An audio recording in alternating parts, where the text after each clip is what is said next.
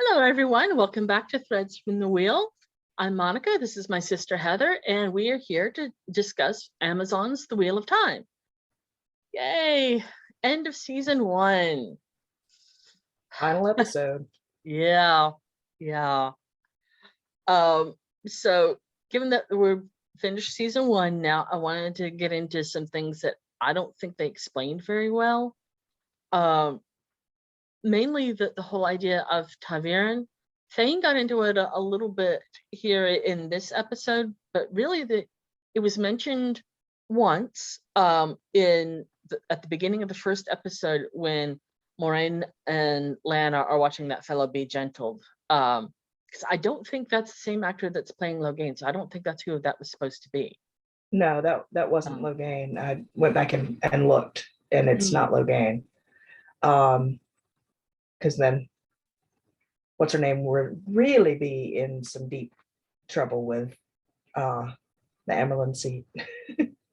Yeah, having done it twice. Yeah. Yeah, she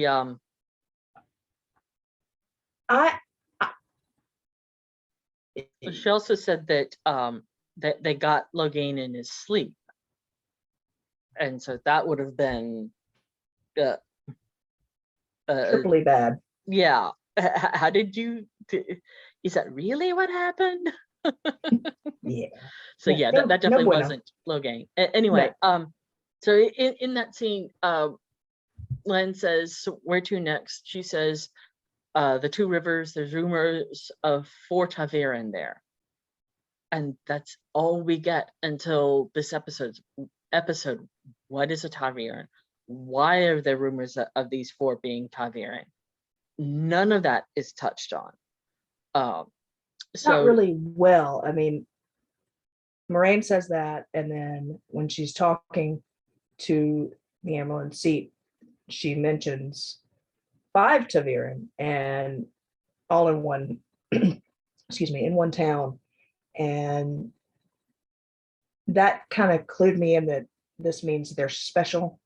They all will have abilities, and we kind of see that. That they may not understand what they're doing and why, but they all do seem to have abilities. So when Padan Fain said that there were 5 ta'veren and they'd been watching them, and that they were why the Trollocs came, was to get them out of the Two Rivers to bring them to the Dark One. So that really kind of clued me in. Maybe other watchers didn't get that, but I got the idea that these young people are all special.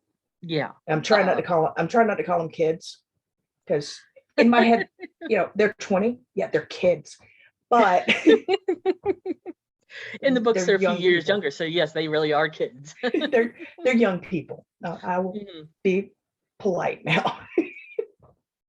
I'm an old person. It's all good.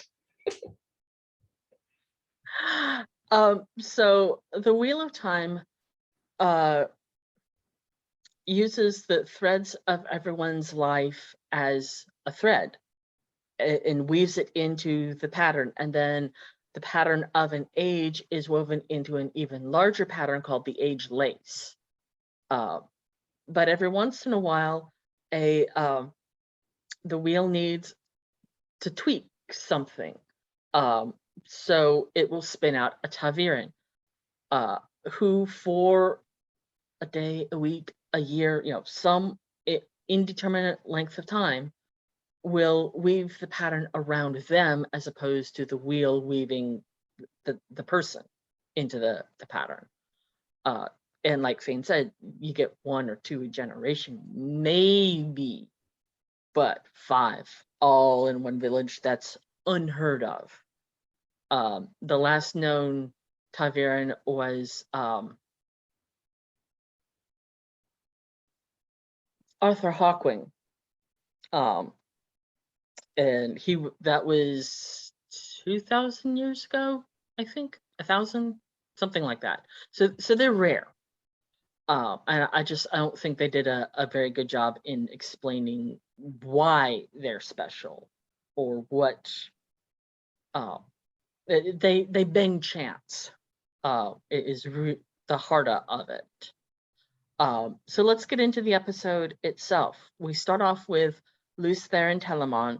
He was the dragon in the Age of Legends. That's the age before the Third Age, where we're at now. Okay. Quote unquote present day. So this is 3,000 years ago. Us here today, right here and now, we are in the First Age.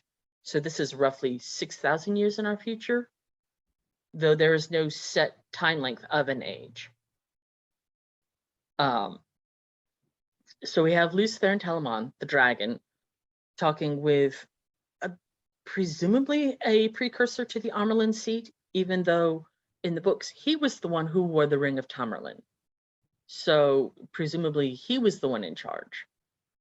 But the women in the books did worry about this whole idea of placing seals on the Dark One's prison, because he was imprisoned. The creator put him there, or at least that's the generally accepted belief.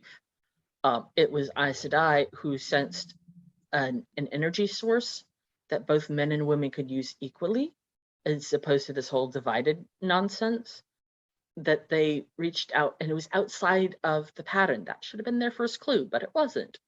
They put a little pinprick into through the pattern to see what it was. The resulting explosion destroyed the building they were in, and that was the bore. That opened the Dark One's prison. I remember you talking about that. I've talked about it so much with different people over the last couple of months. I don't remember who I've told what. It's okay. It's okay. But their concern was that in placing those seals at Shale Ghul, not the Eye of the World, at Shale Ghul, that they would place them in a way that put a strain on that hole and rip it further open, as opposed to sealing it up. Nobody was thinking about, well, what if the Dark One touched the power? That wasn't crossing anyone's mind. So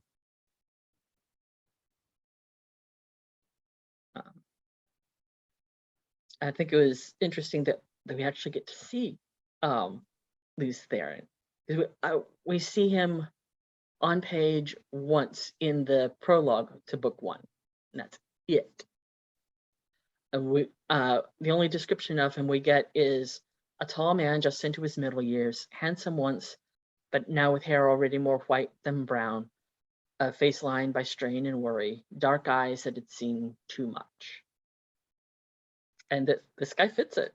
Not that we have much to go on, but that's the joy of vague characters. They can make them. The actor can take that and make it theirs, and give his interpretation of the role.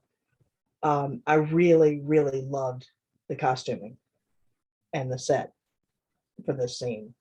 I like when go ahead.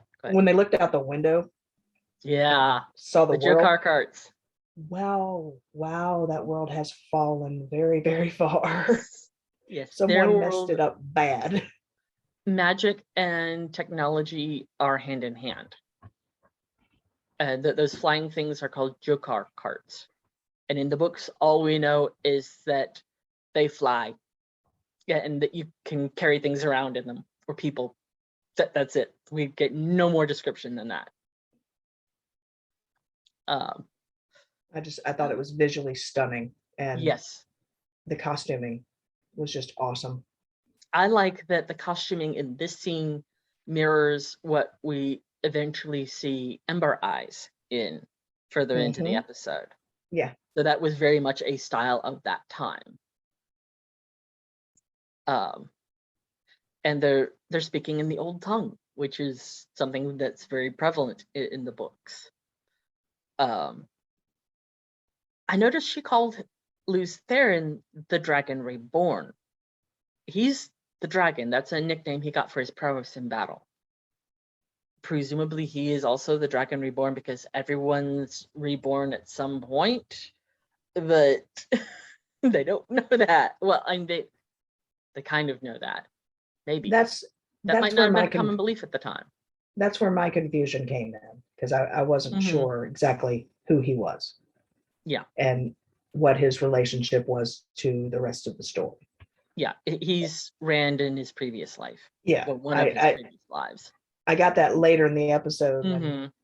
Ember Eyes was messing with Rand and talking smack and Yeah, doing his thing. that's what he's best at, really. Yeah, yeah.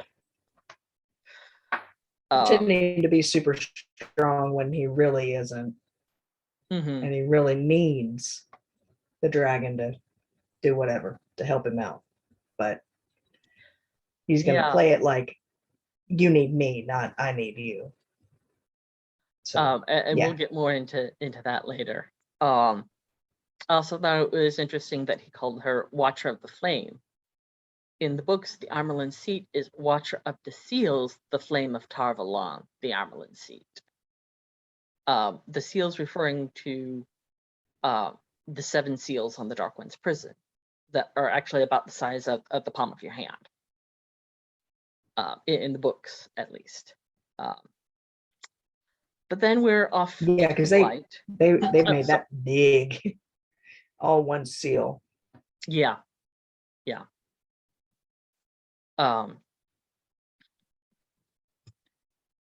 Let me pause this. Okay, then. I'm sorry. You were saying? You were saying we were in the next scene. We'd go off to the Blight with Moiraine But and I thought you were Rand. going to say something else about. Oh, okay. No, I'm good. So yeah, we just get this little glimpse of Moiraine and Rand in the Blight, and there's this corpse being devoured by a tree. I thought it was interesting. His shirt was the same color as Rand's. It's like, okay, yeah, we're not going to project it all. No. Just little psychological nudge to remind him that he's not above this Yeah. either. Yeah. And it flickers so much in this episode. It really broke up the pacing. Yeah. Um, It was all over the place, switching back and forth. Rand, Egwene, Perrin. It was difficult.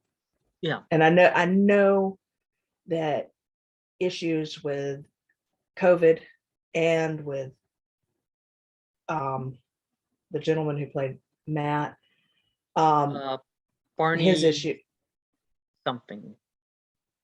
I'm blanking. Yeah, me too. I know that his leaving Harris. and the COVID. That was it. Oh yeah. The COVID shutdowns, they lost some sets or locations with the shutdowns. I know that all of that played a factor, but it still felt rushed. I almost wish that Amazon had given them 2 hours for this episode so that they can really get into it, not just hit this, hit that, hit this, and then go back and hit this, hit that. And it was just all over the place. Or even that they had simply edited it differently instead of breaking it up all over the place. Have larger chunks in individual places. Yeah, that would have helped too. And saving some budget for the battle scene. The CGI was. Yes, they royally screwed the pooch there. I've seen video games with better CGI render than that. It was. Oh well, in my it mind, was sad. To me, if you're going to blow your budget, you blow it on the pilot and the finale. Mm-hmm. And they did nothing. No big. Mm-hmm. I mean, in the pilot, they burned the village down. This was not my favorite episode at all, but my least. I got a lot out of it. I just didn't care for it. I almost wish I could do video editing because I go back and change it so I could watch it and make more sense. Yeah. So we get a glimpse of Perrin and Egwene in Fal Dara, and Egwene's all hell-bent on gonna march off into the Blight and save Rand, and Perrin's like, no, that's a suicide mission. Love will make you do dumb things. Yeah. Yeah. And luckily she had someone like Perrin to stop her. So Yeah. And then we're back in the Blight and we see the Seven Towers. I thought it was interesting. She said that I think it was 3 years ago, it would have been miles away from the Blight would have been miles away. But the Blight devoured all of Malkier 40 years ago. well, she said it had been like that for 40 years. And then she said 3 years ago. It was a little. I'm sorry, not 50 years ago. Oh, okay. She threw me off. It's all good. It's all good. I loved when she said the Blight was a rot that kills everything, Yeah. especially young men in over their heads. It's like, Yep. Very true. Take heed, Rand boy. Take heed. Yes. This is a warning. If that blue shirt didn't clue you in. Yeah. And then we're back in Faldara with Nynaeve and Lan. And Nynaeve says that Moiraine has a tell that she followed. And I don't like that. I get that it's how they're getting Lan and Moiraine together in one spot. I don't like that it's something Lan hasn't picked up on in the 20 years that he's been her warder. I mean, if there's anything that is going to put Moiraine in danger, Lan is all over that mess. Yeah. That was weird. And I don't like that it takes away from Nynaeve's tracking ability. Maybe it was a magical tell, because Lan that would also do the same thing. That would explain why Lan couldn't. Yeah, but then Nynaeve taught it to him, so it's not something to do with the one power.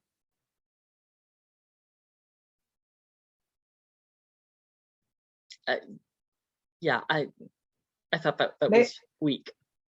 Maybe she walks with a heavy right foot and her tracks her.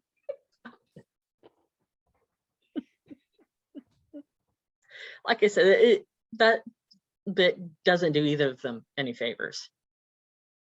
No, I did like that he used some of the book lines you had told me. Yeah. The truncated Lan speech. I'll hate any man you love because he's not me. And yes, and I'll love hate any man you choose because he's not me, and love him if he makes you smile. Yes. Yeah, that is definitely one of the best lines from that spiel. So then we're back in the Blight again, and we get a face to Ember Eyes. I did like the way that was done. The arrow going in, and he just pushes it through and it pulls his bandages off. That was pretty well done. I mean, if you gotta spend a lot of money on CGI, that's a good one. Yeah. So this is Ishamael, just like in the books. His given name back in the Age of Legends was Elan Morin Tedronai. Doesn't come up anywhere but the prologue. Just a little. And Ishamael is Old Tongue and means betrayer of hope. He was one of the first Aes Sedai to announce, "Hey, I'm a dark friend. I've gone all dark side," and that's why they call him that. And then he tells Rand to put down his sword. Good to know who Rand, because the way they played it, it seemed like he was the dark one. And that's the way Ishamael presents himself in the books. He's even the other Forsaken are like, yeah, he was already half mad when he came out of the seal. Yeah. But in the books, he was never properly sealed in the first place. He could reach out and influence events throughout all 3,000 years. Well, he's So, been influencing stuff this whole season through dreams. mhm, And I'm still not convinced that the Amerlin seed stream wasn't placed a. there by Ishamael. Mhm. Could be. I mean, it seems like they would have ways to ward themselves, to protect themselves in the They dream do. world, but They do. they're But not doing that in this show. yeah, yeah, they are not. Um, so then Rand does a move that Lan taught him in the books called sheathing the sword. And I thought it was funny that he's like, "Oh, put that down. Yeah, I'll sheath it." And Moraine hands him a sa'angreal, which is very much like an angreal, but a uber extra powered one. It if an angreal amplifies your strength fivefold, a sa'angreal might boost it 10 or 15 fold. So that he didn't have that in the book, so it was an interesting ad. And then we're back in Faldara, and Nynaeve can't hear the wind. But Egwene hears it scream. Yeah. In the books, what she hears is the pattern.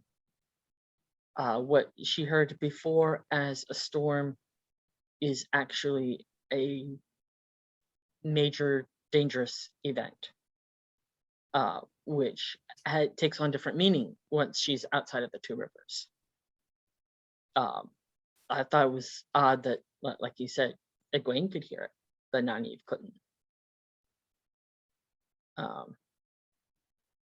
So then we're back in the light, and Moraine says she's not going to teach Rand because of the badness. No, she can't teach him because she doesn't know the first thing about saidin.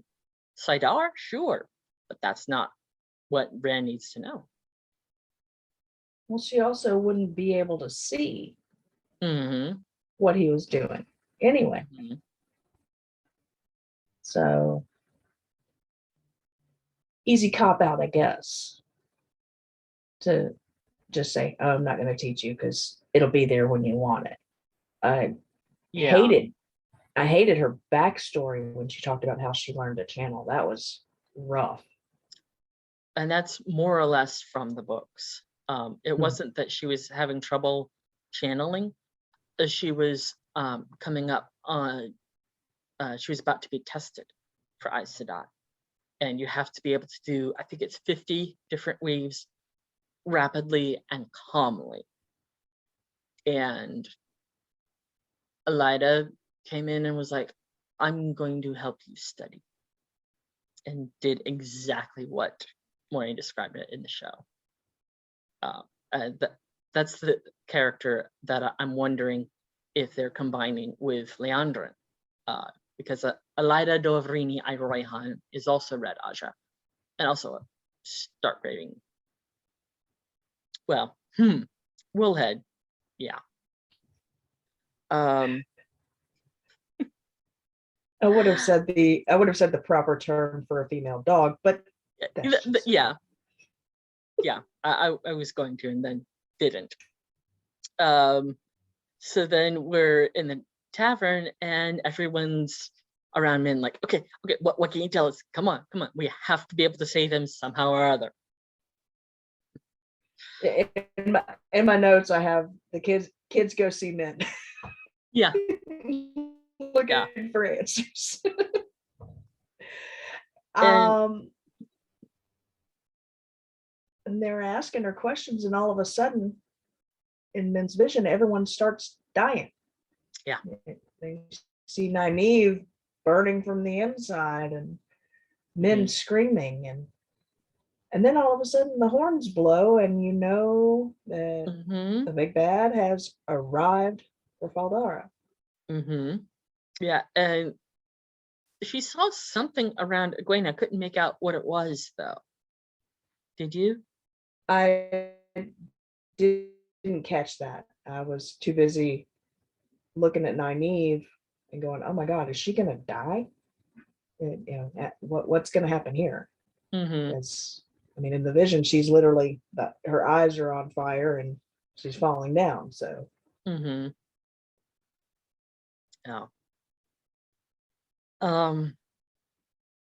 So then we get a glimpse into the Blight, and they Rand and Moraine see the army coming, and oh well, there goes our element of surprise. and you can see on Rand's face that he's just dying to go back and Yeah. help. Yeah. And Yeah. That is his knee-jerk reaction. She's just looking at him like, "You poor boy, you can't help. This is how we help." Yeah. And that is sort of in the books. They don't actually see the army, but they know that the Shinarans are off to Tarwin's Gap to face a force that the likes of which they haven't seen before. And it is hopeless, but they're going anyway. Yeah.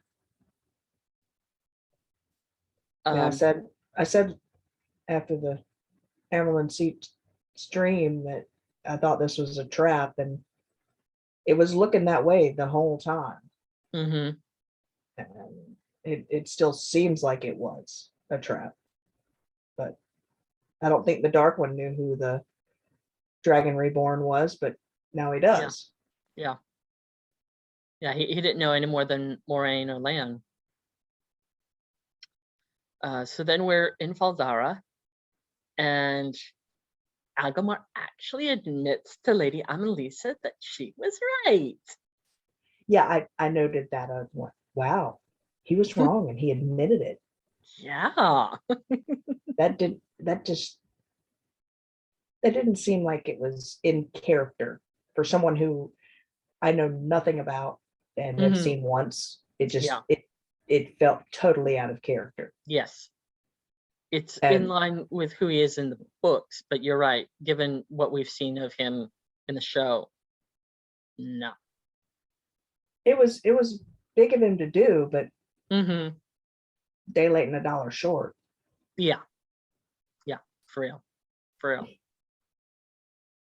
And the fellow with the eye patch, he's in the books. That's Uno. And I recognized him this episode because Uno can't speak without swearing. Well, he's the one when they first get to Faldara, welcomes Lan by calling him a son of a female dog, if I remember the phrase correctly. So yeah, I mean, we saw him early in a previous episode. Yeah. Well, one swear isn't every sentence. And that this is only the second time we've heard him say anything, and it's like, okay, yeah, you're Uno. The eye patch is wrong, but you're Uno. Yeah. I know who I'll love when I read the books. Similar vocabularies. In the books, he has an eye painted on the eye patch, and it's hideous. It freaks everyone out. Yeah, that's probably why he did it. That would be creepy. Yeah.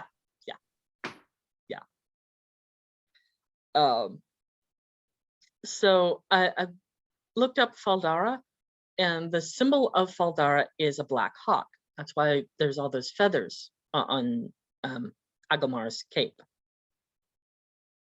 And then we get to, well,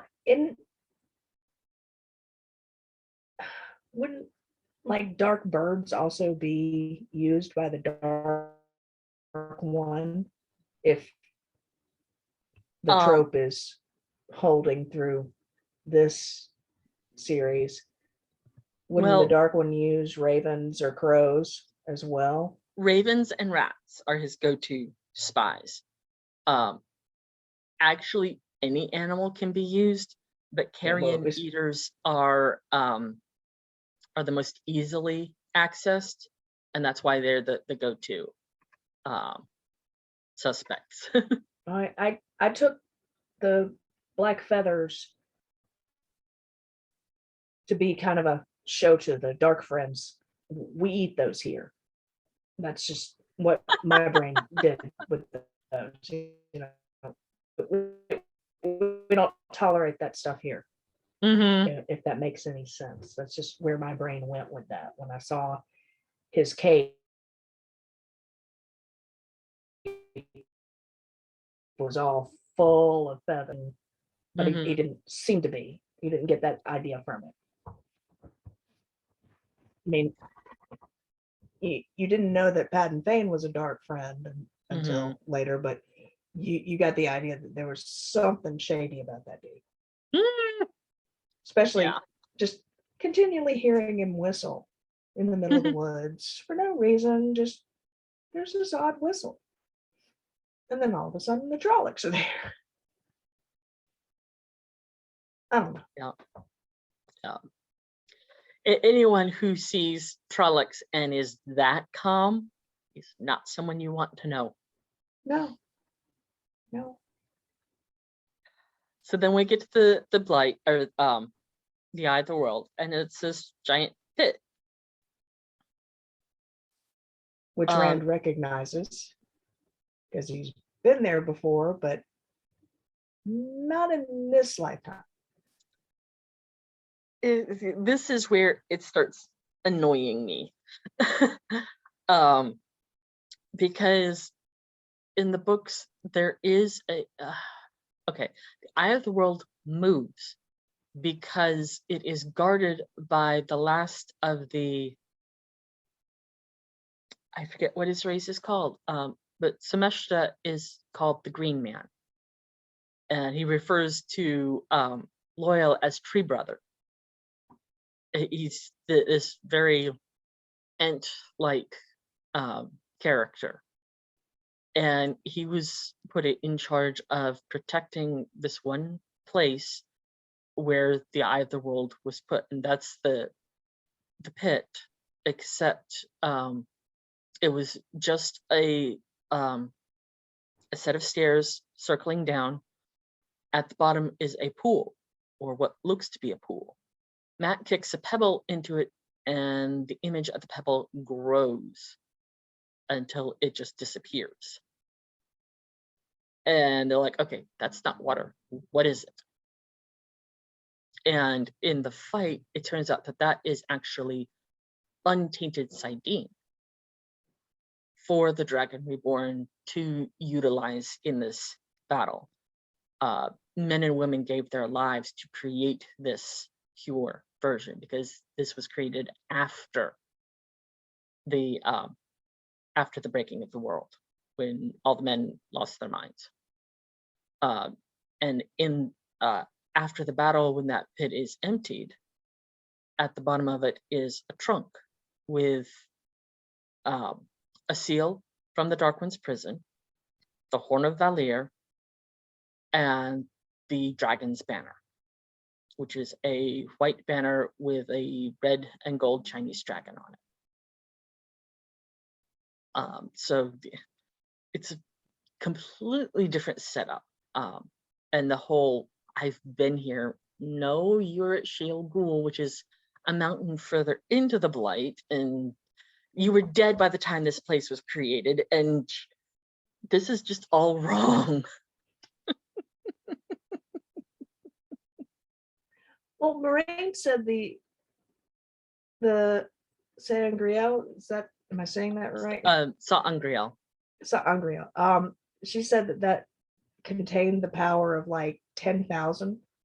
So I guess they took the pool of power and put a bigger portion of it in that little statue, then, you know, give him as much as he can, and just left the rest of it, stuck the horn over in Valdara, and no idea where the banner is. So but the it's objects do not contain the power. They are conduits. It's like a, what are they called? A resistor that in electronics that protects the things around it from being electrocuted. It's like that, because it protects you from burning yourself out by drawing too much. And Angreal does that Which to we some see extent, later. and then Asat Angreal to a greater. Even though you can still burn yourself out, even using an Angreal or a Sangreal, it just takes a lot more to get to that point. So Rand finally picks up on what I was saying last episode. You said anyone who comes with me dies. Does that mean you too? She just looks like marches right past him. I don't care. I'm going. I've been dealing with this for 20 years of my life. I'm not giving up now. Mm-hmm. Yeah. Yeah. And Lan is hot on their tail. And I love when he sees the 7 towers. The look on his face, his eyes are about to roll. Like, this again, really? Come on.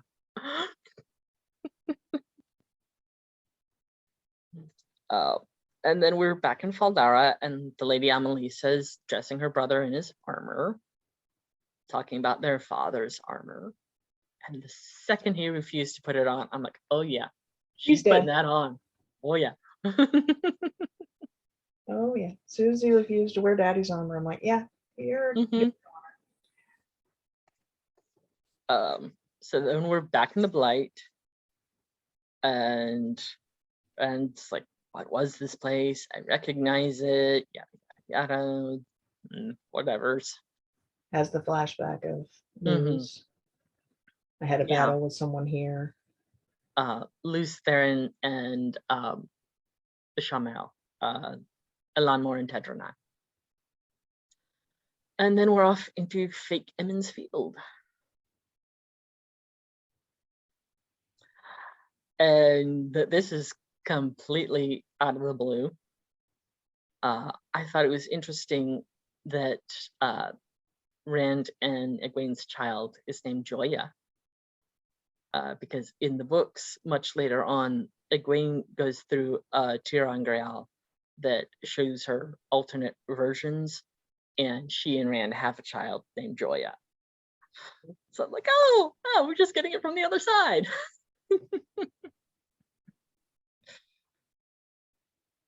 It's got to be hard to bring something like this from the page to the screen. Oh yeah. I just thought that was a nice Easter egg. You got to respect the people that actually, in shows like this, there are the keepers of the page. You know, they either know everything about the books or they can find it quickly.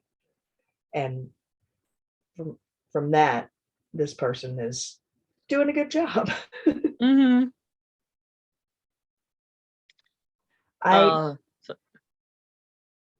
It was obvious that this was a temptation for Rand. But I love that he thought about it a minute. But then he was like, no, I can't do this.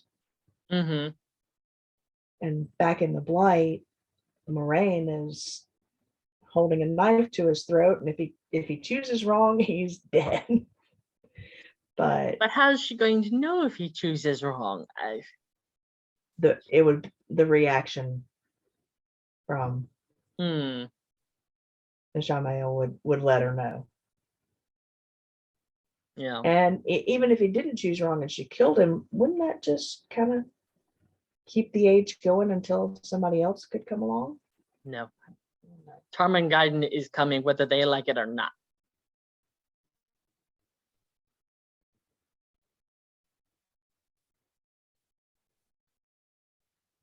Did I freeze or did you? I think you did for a moment. Okay. Yeah. So is she thinking of Frozen? So yeah, back in the Eye, we have Ishamael and Moiraine. And first time I watched it, I thought he shielded her, talking about, oh, it's just out of your reach and you can't touch it. Nyeh, nyeh, nyeh, nyeh, nyeh, nyeh. It looked like a web going over her, and then he kind of tied it off. Mm-hmm. Yeah. I don't know if it's permanent or if it's eventually it can be broken, but she's left with From, no power. That's yeah, from what she scary. said at the end, she's been stilled. It's supposed to be forever, but in the book, someone does figure out how to fix that. Mm. So maybe we're going to get that sooner rather than later, and with a different character. We'll see next season. So then we have the Trollocs barreling down on Tarwin's Gap, and Agomar shouts for the light and Shinar. After his sister told him the Mhm. gap won't hold, not once, but at least 5 times. Oh yeah, well, he knew. He's not going there to win. No, he's going He's there going to there. give them time Yes, to save themselves. yes. But it was still, it's hard to watch someone be foolhardy like that and know what's coming for them. It's difficult. And yes, it was heroic, but it was also foolhardy Mhm. to attempt that.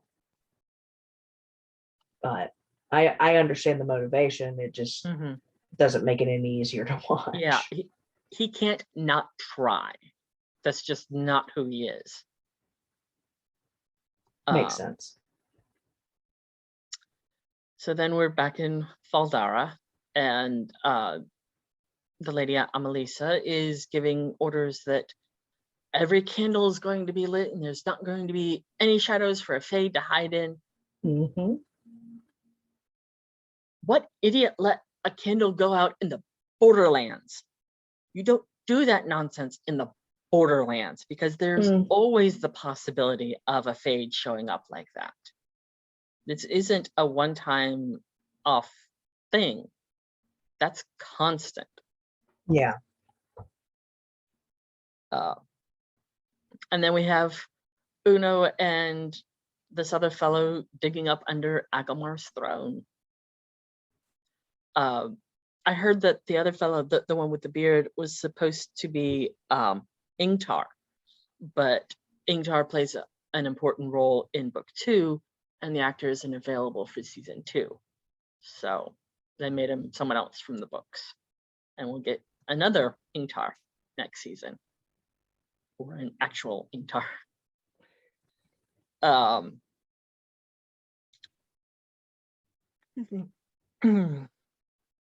And they're calling for all women who can channel to go help defend the place. And Lady Amelisa says, let them buy every step they take with blood. I thought that was a cool line. Mm-hmm. Karen and Loyal. Karen pacing back and forth. I gotta do something. I don't know what to do. I'm going crazy. Loyal's like, go ask. Yeah. Someone, if you don't know what to do, someone will tell you what needs to be done. Yeah. Yeah. Logical to a fault. Mm-hmm. Yes. Yes. That's possibly my favorite line of the episode. In my own experience, if you want to help but don't know how, all you need to do is ask. Very much Loyal. So then we're back in fake Emmons Field, and Rand is catching on to this isn't real. And I think it was an interesting call to the books in the prologue. After Luce Theron kills his wife, Shamael appears to him and says, "You can have her back, Kinslayer. The great Lord of the Dark can make her live again if you serve him, if you will serve me." And of course, Luce Theron tells him to go jump in a lake. Sort of like what Rand does here. But I thought it was an interesting parallel. So then we're back in Falzara, and Perrin does just what Loyal said. What can we do? And the women outside of Faldara see the horde coming, and one of them says, "The light help your brother." So the Trollocs look better in the night, in the dark. Yeah, But yeah, everything's scarier in the dark. but it's still, the CGI was, that doesn't look finished. This the last couple, I think it was the last two episodes were post-COVID. That they had filmed, they had filmed everything up through the last two when everything was shut down. So some of that could be related to this. And I know that with Barney Harris leaving, they had to rework some stuff because he wouldn't be there to finish filming everything. So they had to cut some of his stuff and rework what was going on, and that might be what caused some of this jumpy overcut. Yeah, I don't know at editing. what point he quit or was fired. We don't even know that much. From what I understand, it was right before they filmed the scene when they're going into the waves was when he left. So I don't know. And I don't know. No, I've not done a lot of looking into it, but I've not seen where anybody said why he left or if he was fired or, personal reasons. I mean, there had to be something extenuating to make him break a contract like that, because that, for a new actor who's it's a not big break, super well known, that's not how you get more roles. So I do hope that is very much a, oh, now we know we can't trust you. I do hope that this worked out for him.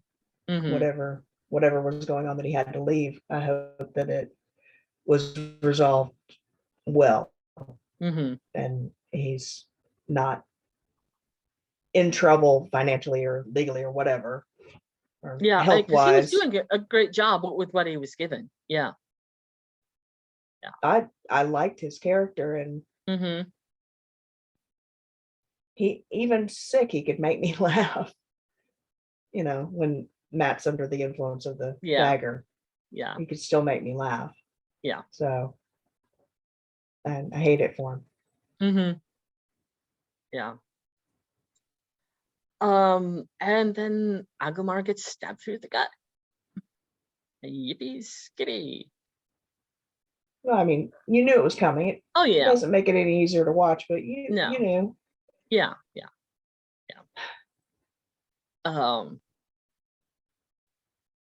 So then we're back in fake Emmons Field, and Man's asking, how do I make it real? Oh, it's simple. It's so simple. Trust me. No, don't trust him. No, even Rand's like, I don't think so. I want to, but I can't. No, this just isn't gonna work for me. Yep.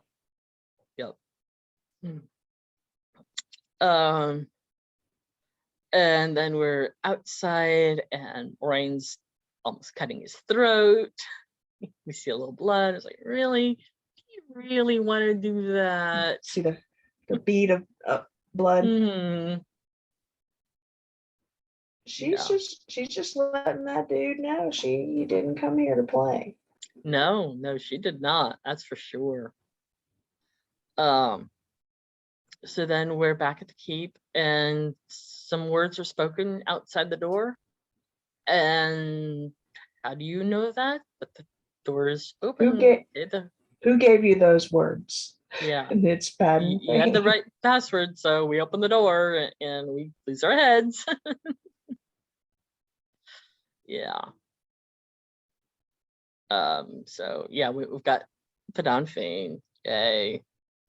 And then we find out why Uno and the other fellow are digging up under Agelmar's throne. That's where the Horn of Valir is, and we're Need it going for to the need that last in a battle. sec.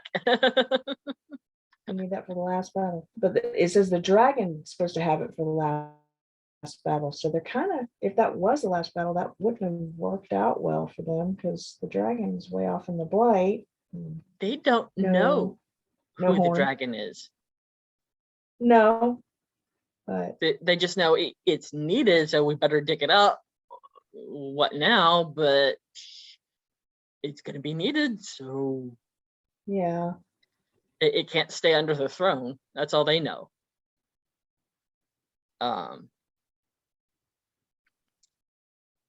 So then, so I'm finding my place in my notes here. So then we're out in front of Falzara with the 5 ladies, and they link just like they did when Logain was gentled. Mm-hmm. And Perrin sees Padan Fane. Like, oh crap, you're supposed to be dead. He's looking pretty good for a corpse. Yeah. Oh. And then back in Fake Emmons Field, and Ishamael is, oh, empty yourself into. No, it's the flame and the void. It's a trick that Tam taught him. And that's how Tam wins the archery contest at Beltane every year. You empty your mind of everything. There's only a flame. You put everything into the flame, all your emotions, your hate, your fear, your love, everything. It puts you in a meditative state. That explains the visuals from the previous episode when Rand was out in the archery area. Yeah, and yeah. not the not courtyard. hitting Yeah. not hitting the target Mhm. in the center. And after he talked to Egwene, there was like a flash of fire, and then you see the target, and the arrow goes dead into the center. Mhm. So that explains that visual. Okay, very cool.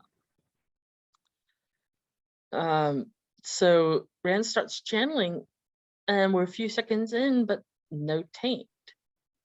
So I was starting to wonder in that moment if so we are from somewhere getting a cleansed saidin, but then the taint shows up. It's like, okay, well, so much for that idea.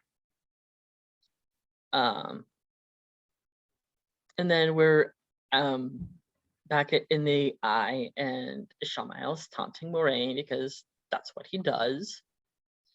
Oh, he's channeling, and you don't even know what he's channeling to do, to break me free or make my bonds stronger. Ay, ay, ay. And then we're outside. Well, Schmuck, obviously, if he was channeling to make you free, you'd be saying it. You wouldn't be taunting her. But if he said it, then she would kill him and he would remain stuck. But could she kill him after having been stilled herself? She had a knife to the boy's throat. If he was already free, what would it matter if she killed him?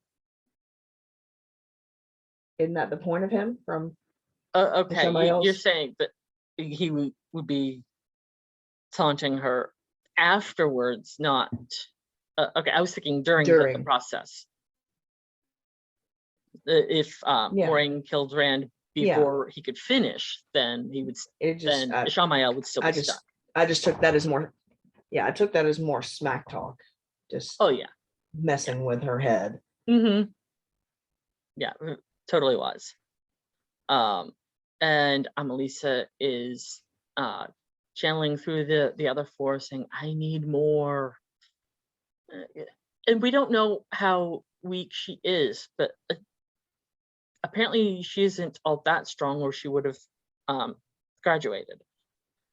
I took that as she finally got to feel the full power, and That's where it I just was going. Yeah. went right to her head. I mean, she's talking about, I can feel everything. I can feel everything, every rock, every, drop of water, whatever. Yeah, I took that as immediately drunk on that power. And I can kind of understand that would do that to someone who had wanted that for so long and been through all the training but couldn't do it. And then, oh my God, I finally have it. Well, she can channel. And Yeah, being a able to little channel bit. at all, you do have that feeling. All your senses are heightened. The But to more of get it you draw, the greater that sensation is. Now, that's she's yeah, that's channeling what for I'm 4 people that's what I'm who saying. are She's not getting even Gwei. the pure Oh yeah, she's uncut getting heroin so much. Yes, of the power. yes, she's So getting the yeah, uncut heroin. Yes.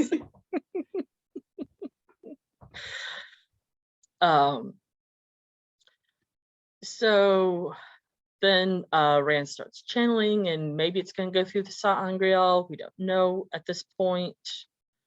And then we're back with the Faldara 5, and they start dropping like flies.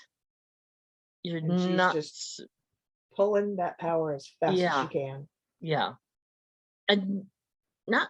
I remember if this is where she starts doing something with it, or if that's later on. There's only one scene of her actually doing anything with it. You get that huge lightning bolt that comes up out of her. And The kills power goes every up Trolloc in sight and wipes them out. Right about that time, I think the first 2 are falling when that happens, and then Nynaeve starts burning. And yeah, if someone's channeling through you like that, they are not able, per the books, they are not able to draw that much as far as to burn you out. There's a safety in place that just by the nature of what they're doing. But it makes it a more dramatic scene. Yeah. And then we are back with Rand, and sure enough, he is using the sa'angreal. We see it glow.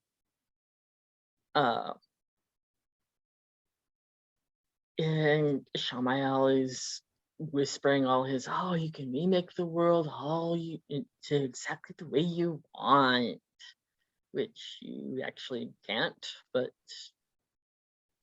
Samael will promise anything if it gets him out. Of course. Of course. Someone like that would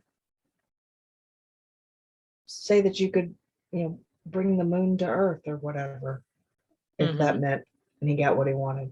Yeah.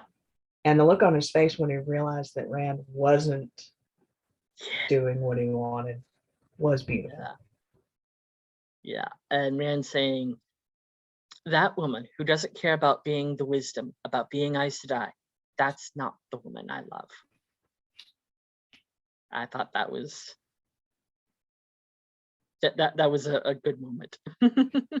What about what she wants? As much as I love her, yeah, I know that she doesn't. Yeah.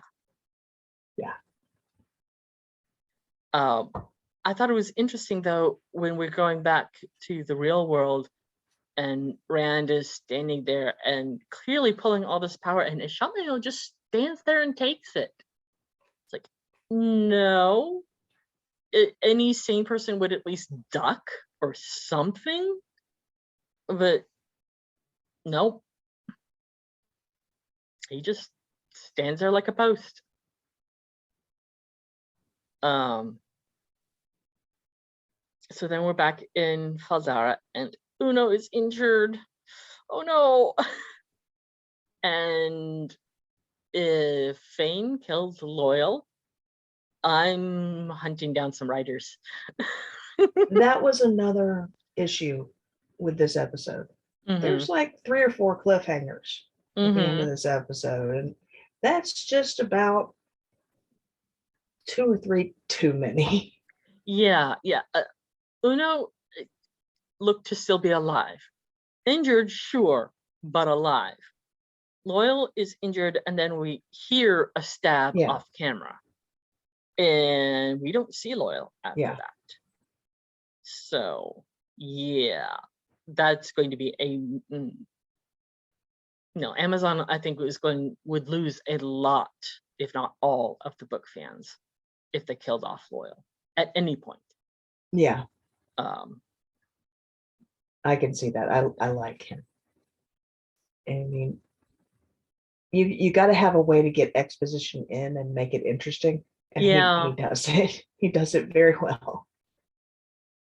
Um, yeah. Loyal will go on and on about any book he's ever read. And they haven't brought it up yet, but um, Loyal was supposed to get permission before going outside the steading. you told me he's worried that his mom's gonna make him get married. He's only 90. He's He's only too young 90. to get married. Ah, Yeah, yeah. And oh yeah, we're back with the lady Amelisa, who's saying she can't let go. And I think that's the drunk with power mhm. part speaking, as opposed to she actually can't let go. I think she simply doesn't want to, Yeah, even I think it's as much as that terrifies her. I think it's just too much of the good stuff, Yeah, it's too the sweet. pure Hmm. adrenaline of it. Yeah, yeah. And it looked like Nynaeve channeled to save Egwene, It did. It looked like she cut her off from the link. which shouldn't be able to happen, but they're changing a lot of rules, especially this episode. Um, and then we're back in Faldara, and we see Fane has the dagger,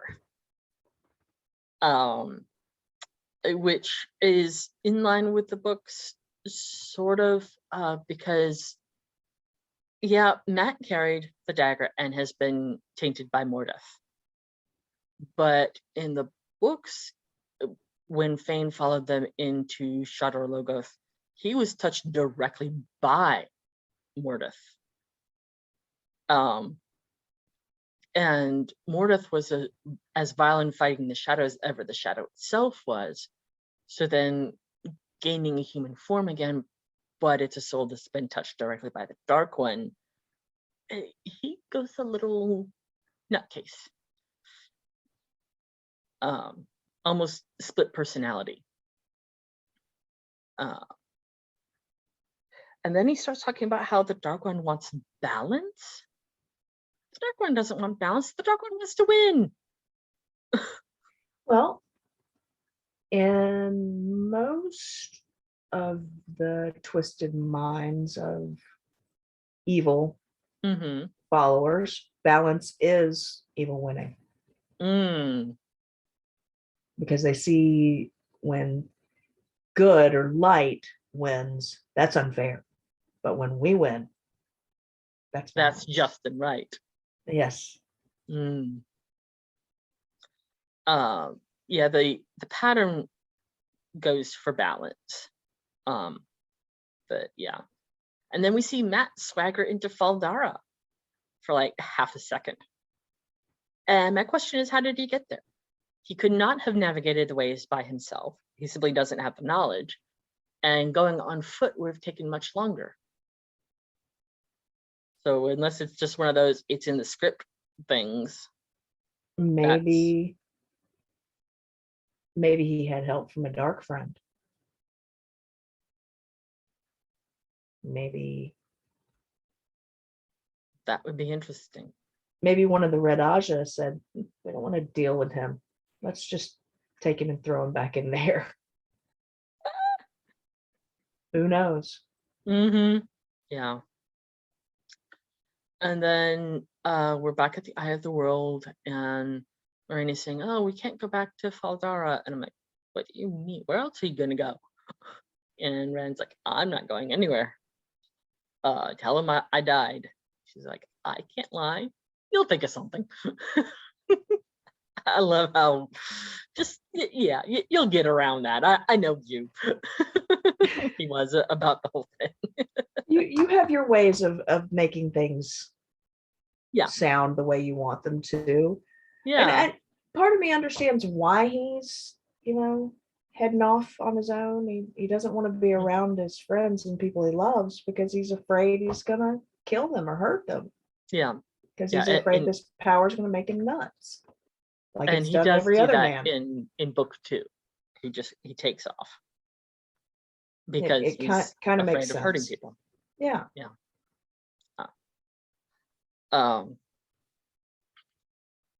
I love when Fane said, "Today isn't the end; it's the beginning." I thought that was a nice cap on things. And then we're back in the Eye of the World, and she's chatting with Lan, and apparently she has been stilled. Or maybe, like you said, he shielded her, and the weave is lasting a bit longer. Maybe it will fade. We really don't know. Or maybe someone else can break it. I don't know how they're going to handle that. It would have to be Rand, or it would have to be a man who can channel. If it is simply a shield that has been tied off.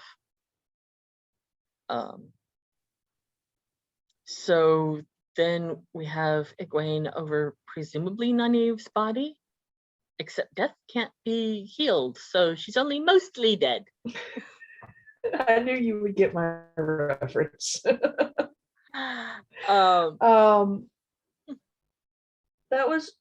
It was well done, well acted. I mean, these actors are great. Oh yeah. What they're given, they do wonders with. Yes. I don't want to disparage the writers. I don't want to disparage anyone on this show, but there are some things that are difficult, and they come across as thorny on the screen. It's hard to understand where they're going with something or what something really is going to mean. What do you mean thorny? But problems like Moraine not having the ability to touch the power, or Nynaeve being mostly dead. It's almost like they kind of wrote themselves into corners, and now they're having to pull themselves back out. And it would be difficult to try and, if I were writing it, to pull myself out of that. So my other question for next season is, okay, yeah, now Nynaeve is alive, but can't she channel? Because when you burn yourself out like that, it's not a physical burning, it's you seared the ability to channel out of yourself. So that would be I don't think they could write themselves out of that one. I don't know, because even in the books, when it's when people who have been severed are healed, we only see it with people who have been severed. We don't see it happen with anyone who's burned out. So unless they want to just wrap all that together and say, oh yeah, it works the same both ways, then maybe they fix it that way, or they just say, oh yeah, Egwene fixed everything.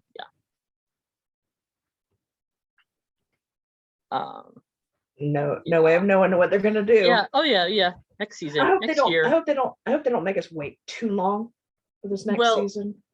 Season 2 is in the can, so to speak. Oh, they Uh, are. Have they finished filming? they're filming season 3. Oh, oh, cool. Yeah. Yeah. And already have the green light for season 4. Even better. Yeah. So that's going to be Amazon's discretion as to when they feel like letting us see it. I think part of that is also going to be already they're filming season 3. When do we expect them to be done with that? And let's put this kind of halfway between. You know, we don't want to drop it right before we get season 3 or right after season 1. Kind of, space it out somewhat evenly, I hope is what they're going to do. Well, I know it'll be a while in post. They'll have to do editing and CGI work. Yeah. Takes time. Yeah. And take time, please, on this next Oh, yeah. season. If anybody's watching with Power, take your do time. it right. Yes. Yeah. Yes. No I'm more not that eager for it. no more bad video games. Yeah. So then we see Rand wandering off alone, going towards the mountains. But in the books, that's further into the blight. So I'm like, dude, you're going the wrong way.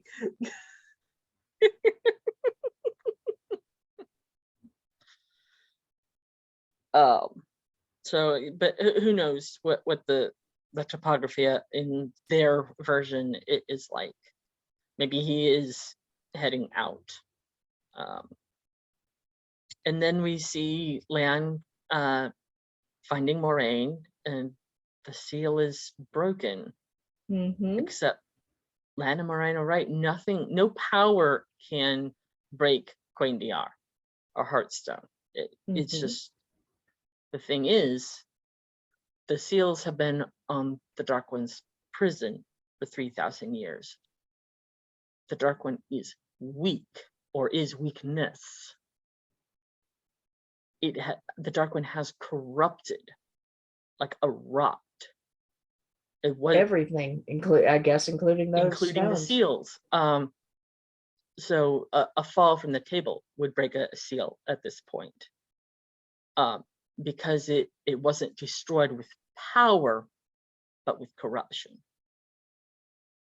Any power you throw at it, even the one power, only makes Heartstone stronger.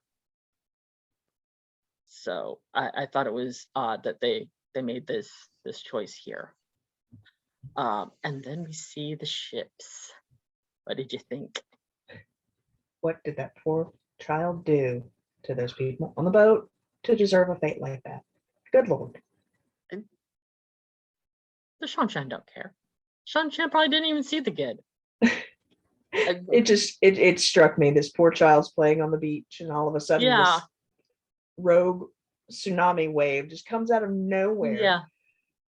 And visually it was stunning. Oh yeah. The boats were awesome, and the costuming and their weaves were wow. It was just so, all in unison, all that power. And then you see the wave and you're like, oh God, that poor child. Yeah. Very much the way they are presented in the books. We don't see them arrive like this, but that is straight up their personality. And the ribbed sails, yes. Well, there was talk of boats going missing on the North Shore. So right. I'm guessing that's who was responsible for all of that. Yes. Okay. Yes. That's my assumption as well. I don't remember that happening in the books, but wouldn't put it past him. Would not at all. What did you think of the channelers? The war paint and the costumes were just wow. And part of me wants to think that they're, to use a silly term, bad guys, but I don't know. It was fascinating to watch. I in the back of my head, I'm worried about the child on the beach. So. Yeah. You're a mom. That's what moms do. Forgive me. I loved the look of them, but I wasn't Mhm. sure of them, who they are and what Mhm. they want. Let me put it another way. So Who did you that was think was striking. channeling? The women in the front. There were like 2 or 3 of them. It looked like they were channeling, but they could have just been Mm. conduits linked to someone else. I don't Mhm. know. Since you're asking, I'm guessing they were linked with someone else. Yeah, it's visually represented differently here, but I think the aesthetic wouldn't play right today. Probably wouldn't have played well 30 years ago, but yeah, they're definitely being used. And I will leave it at that because they have to go into it more in season 2. Okay. But yeah, so that was it. That was season 1. Kind of a lame way to go out, but yeah, the rest of it was great. The acting was wonderful. The writing, they had challenges for sure. And COVID not the least among them. No, and I can't imagine the weight of 14 books Hmm. on any writer that's going to bring this to the screen. Yeah. Or any group of writers. I don't know Yeah. how many people are I actually don't writing know for either. this. But from what I've seen, they have my respect because Yeah. it's been a great season. This last episode, notwithstanding, I really Mhm. enjoyed all of this, and Mhm. I am looking forward to season 2, and I hope it's as great as everybody wants it to be. Given the rest of the episode of the rest of the season, I was disappointed with this episode because the rest of it was so much better. Yeah. But it is what it is, and hopefully sometime next year, maybe next summer, maybe we'll get to find out more. Hopefully soon, not too long. Yeah. I understand editing and Yeah. But given special that they're effects, it already all takes filming, time. they're already filming 3. I think that they're done with 2, or very nearly at least. So I hope it's not very long. Me too. So anyone in the Atlanta area or wants to be in the Atlanta area, this coming April 22nd to the 24th, there is a fan convention called Jordan Con, based on the Wheel of Time, but it is a literature convention, so it's more than just the Wheel of Time, though that is primary in it. Adult memberships are $55 through the end of the year, and then they are $65 through the end of March, and $75 at the door. And that is for all 3 days, 22nd, 23rd, 24th, Friday through Sunday. So everyone's welcome to that. It's going to be at the Crown Ravinia Plaza across the street from Perimeter Mall. And that's it for us. Do you have anything else? I'm good. I hope everybody enjoyed this. I loved being here and doing these videos. They were fun. I hated not knowing the story behind the story, but that just gives me something to start working on in the meantime until season 2. Yep. Anyone who wants to start reading the books, start with Eye of the World. Do not start with New Spring.